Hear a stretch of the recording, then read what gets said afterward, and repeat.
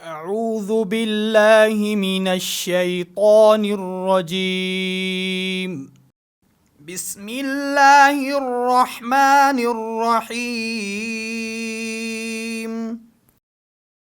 أرأيت الذي يكذب بالدين فذلك الذي يدع اليتيم ولا يحض على طعام المسكين فويل للمصلين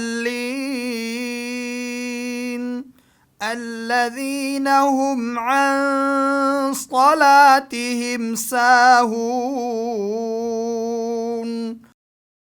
الذين هم يراءون